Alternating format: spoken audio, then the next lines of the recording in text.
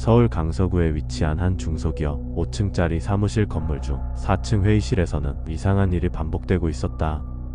밤 11시 11분 자동 소등 시스템이 꺼진 이후에도 그 방의 불만 다시 켜졌고 CCTV에는 아무도 출입하지 않은 것으로 기록되었다. 처음엔 시스템 오류라 생각했지만 그 이상한 현상은 정확히 퇴사자 한 명이 사망한 이후부터 시작되었다. 일부 자동 소등 시스템의 오류?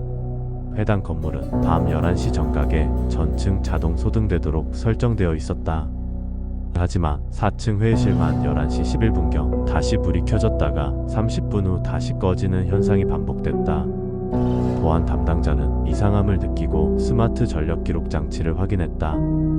그 결과는 이랬다. 불이 켜졌던 시간에 조명 스위치가 물리적으로 눌렸다는 신호가 있었다. 하지만 그 시간에 출입문은 잠겨 있었고 RFID 카드 출입 기록도 없었다. 이후 회의실에서 찍힌 그림자. 보안팀은 2023년 3월 회의실 내부 CCTV를 설치했다.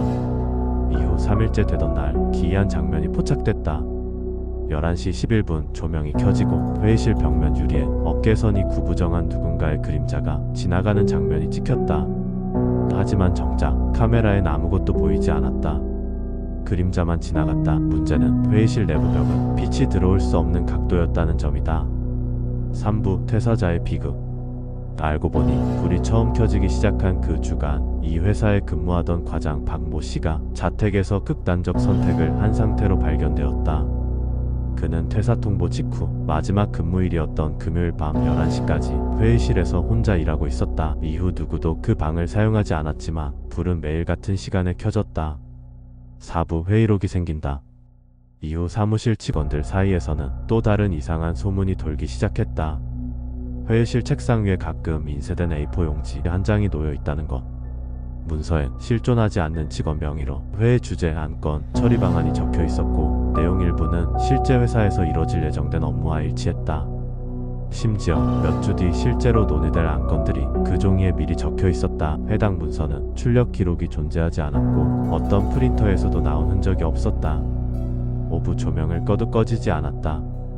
회사 측은 CCTV, 자동화 장치, 보안 서버를 모두 교체했지만 이상 현상은 멈추지 않았다. 결국 2024년 초 회의실은 폐쇄됐다. 그런데 마지막으로 불이 켜졌던 날 보안팀은 기이한 로그를 하나 확인했다. 조명 해제 명령이 5번 연속 전송됐지만 거부됨. 거부 사유 현재 사용 중. 시스템은 회의실에 사람이 있다고 판단하고 조명을 끄지 않았던 것이다. 에필로그. 그 이후로도 회의실 앞을 지날 때 누군가 안에서 걷는 소리가 들린다는 증언이 이어졌고 지금도 회사 내부 서버엔 바가무게라는 존재하지 않는 계정이 업무 스케줄에 접속 중인 것으로 표시된다. 밤 11시 11분 혹시 근무 중이라면 다른 누군가가 있는지 조심해야 할 것이다.